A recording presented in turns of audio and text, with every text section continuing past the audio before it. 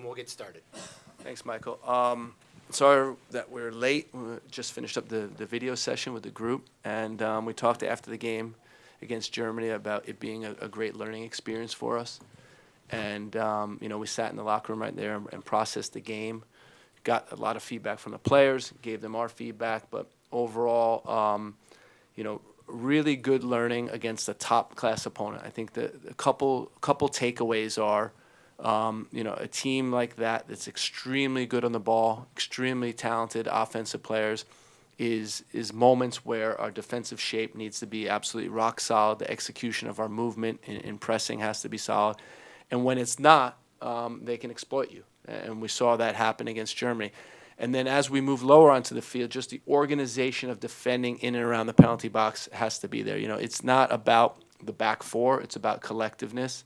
It's about 7 players, 8 players getting into position, having those good lines that's difficult to break through. And on the goals, our lines weren't connected enough and weren't clear enough, and it made open space for Germany. So that's against the ball. With the ball, really good moments of disorganizing them.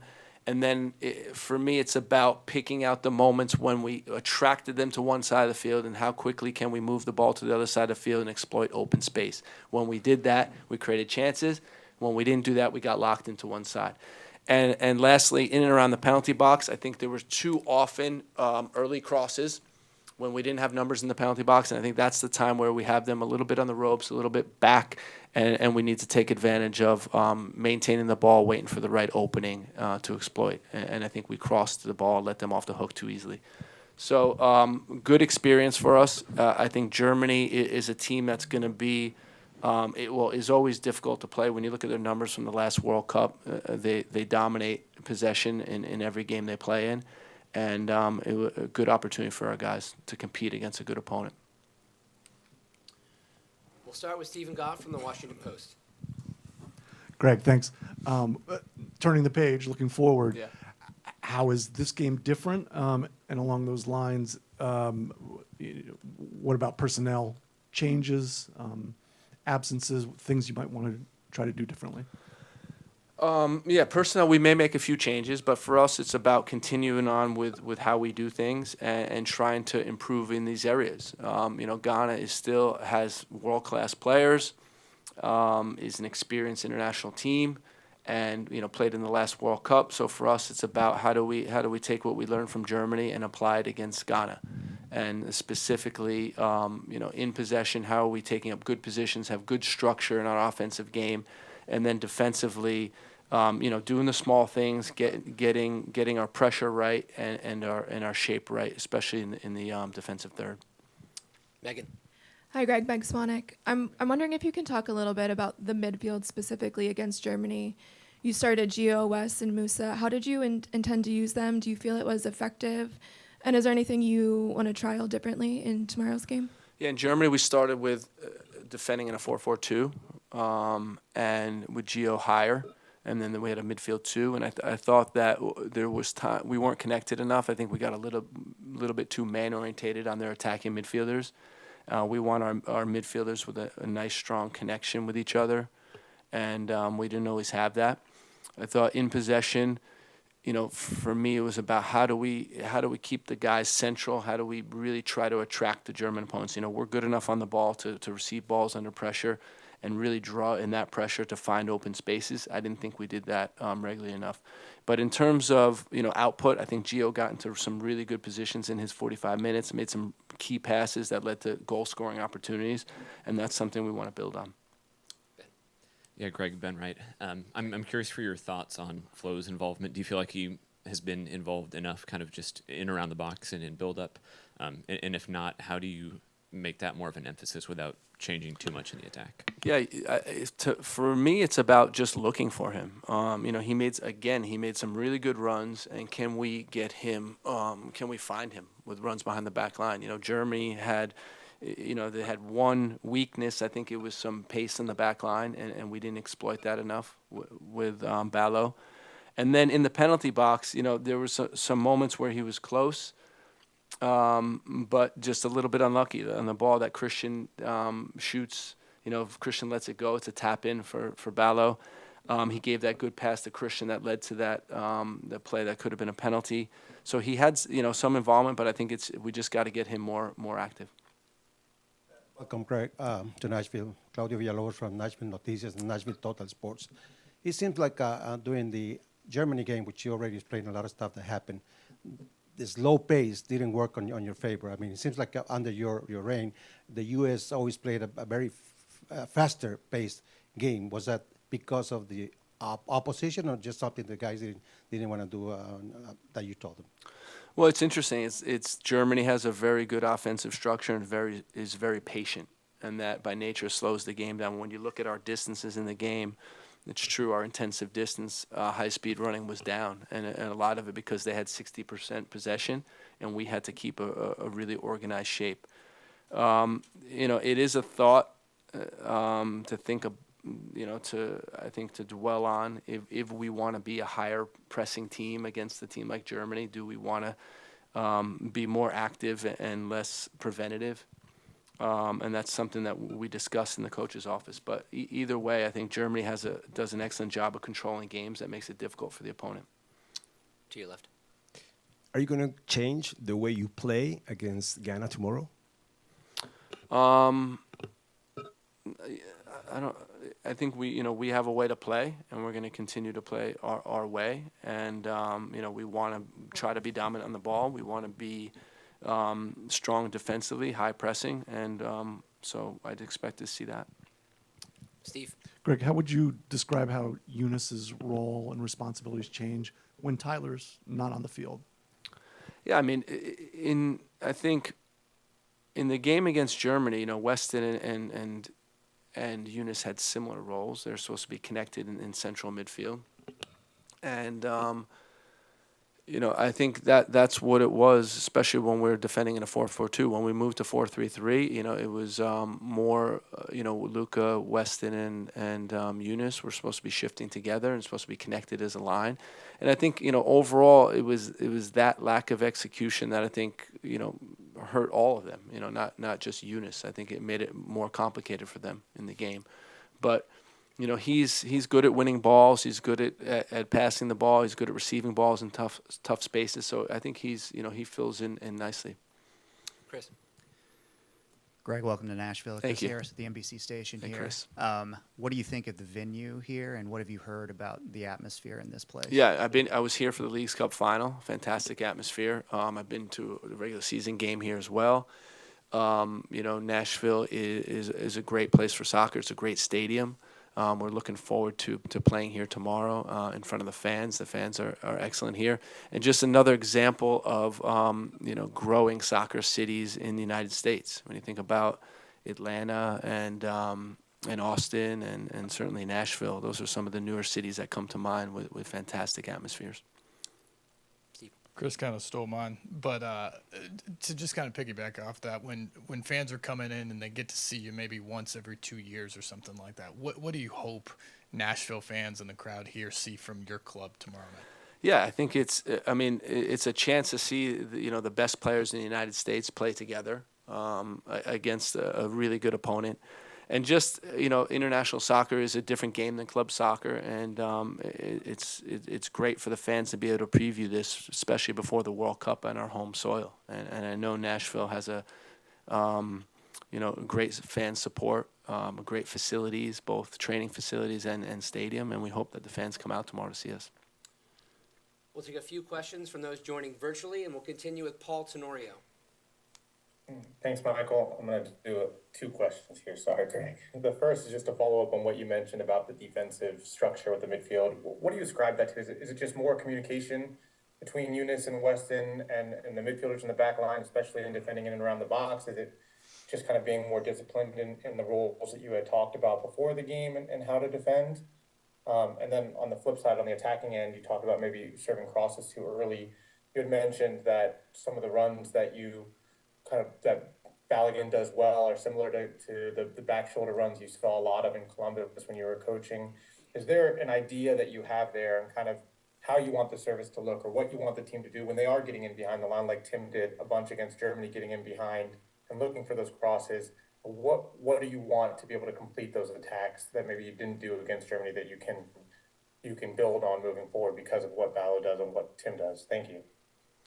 Yeah, I think Ballo is extremely dangerous when we have controlled possession in around the penalty box, making those small little runs behind the back line, and also build up from midfield. When we're at midfield, him the ability to stretch the field and get behind the back line, and it's just looking for them. Against Germany, when they released with their fullbacks, they were 1 versus 1 on the back line, and that was a great opportunity for Ballo, for us to activate Ballo behind the back line. In terms of the defensive organization, it's really just getting your shape and getting into those block, a block of 4 and 3 or 4 and 4, and staying disciplined with that. It's communication. We had times where we had midfielders moving onto the back line. There's a big gap in front of the back line because of that.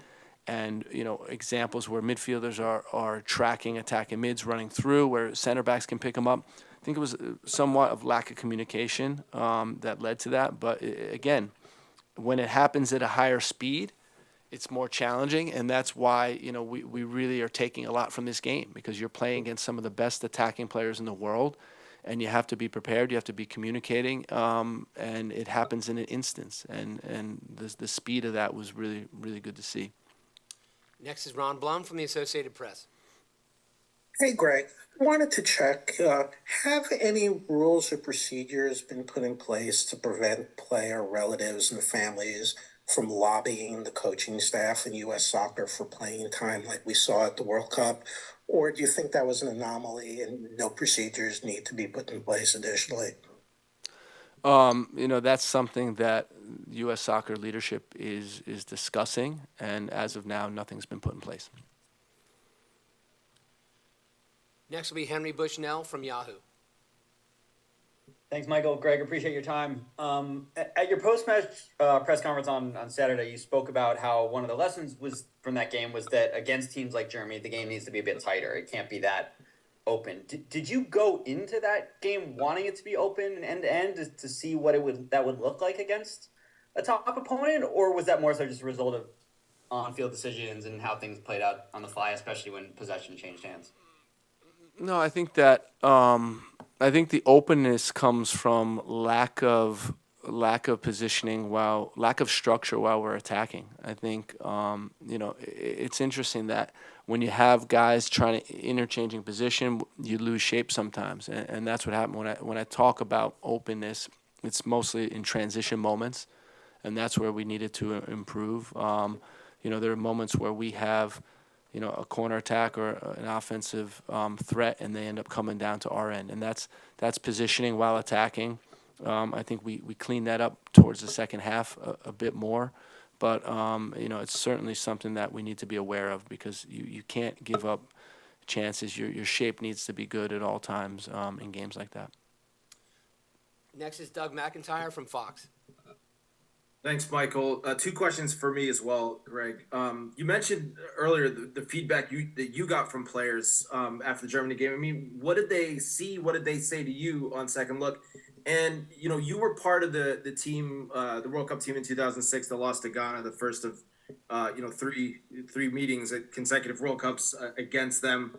How aware is the current group of that history? Does it add anything at all to this, or is that more just something that media, people like me talk about? Curious your thoughts on that. Thanks. Well, it is unusual that we met them 3 times in consecutive World Cups, and it does add to, I think, a little bit of the legacy of our rivalry. But those are World Cup games, and it is somewhat different.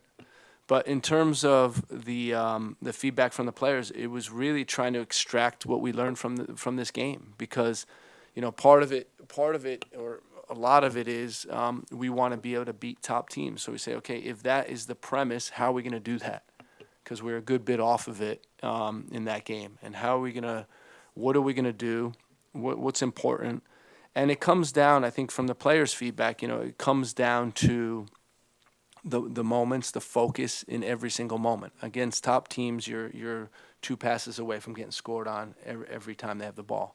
and you need to be really focused, really dialed in, and when you're not, you get punished. And I think that is a really good learning experience for us. Part of the defensive work and shape is, again, similarly, if you're not focused, if you're not preventing passes, they'll access the passes that you don't want them to and you get hurt. Thanks, Greg. Thanks, everyone. The mix zone is now open. Chris, it's not home, but it's the South. How's it feel to be somewhat close to home? Yeah, it feels good. Only about 2.5 hours from home. So, Southern hospitality still here, but also my family and friends are coming up for the game, so I'm really excited for it. How many friends and family do you have coming? About 20, 25-ish. So it's a lot. The whole Richards game's coming up. Looking back at the Germany game, what are some of the things you guys can tighten up on the back line going into this Ghana match? Yeah, I think just a lot of it is, a lot of it we can improve just with communication, and I think it also comes with experiences just like that. I think you gain a lot of experience from winning, but also I think you gain a bit more from losing. So we're going to use everything that we didn't do well in the Germany game and hopefully do it tomorrow against Ghana. Two different team profiles. What's the biggest difference that you see in Ghana watching them on film versus Germany? I don't know. I think Germany, Germans are kind of known for being very disciplined in whatever they do, and so I think Ghana might be a bit more of an open game. But yeah, I think it's just like you said, two different styles of plays that we just have to be ready to play against. How big are these friendlies in terms of building what you want this team to ultimately look like? Yeah, they're huge. It's different calibers of teams. Hopefully teams that we need to beat if we want to be successful in the World Cup. I think the more experiences we get playing against top teams like this, it'll help us in the long run. The national team has increasingly played matches here in Nashville, but this is the first time in this building. What's your first impression, and what do you think about Nashville as a soccer city? Yeah, the stadium's dope. It was my first time seeing it, so it looks really nice. And of course, Nashville is a soccer city. You kind of heard from the last few times the national teams come here, and you just see it through the MLS season that they're kind of turning into a hotbed. So we're really looking forward to playing here. What is it about these cities that have kind of popped up and become big soccer hotbeds, like you said? Why do you think there's a thirst for that in these places? I think Americans are starting to realize that soccer is kind of the universal sport, and I think kind of finding these pockets that aren't necessarily tapped by American football or basketball, I think it's a perfect place to kind of turn into a soccer hotbed. You said the place is dope. What about this venue kind of stands out to you? I think just I don't know, just kind of how big it is, how modern it is. I think it's it's really cool to see something like that in Tennessee. Because growing up, there weren't many places like that around here. So really looking forward to playing here. The mentality of this whole camp is these are going to be two of the toughest games outside of Copa America. Preparing you guys for 2026. What different challenge does Ghana present compared to Germany? Yeah, I only saw a little bit of them so far, to be fair to you, but I think that they're going to offer different. They play in a different continent in the world, so it's every continent is different with the way they play football, and I think it's going to be a very aggressive game. They're going to come after us. I think there's going to be a lot of pressing, and I think it's going to be a tough game, really. You guys spent some time here last week. Now you get the match here tomorrow night. What's your impression of Nashville as a soccer town? Yeah. And what's your impression of this place?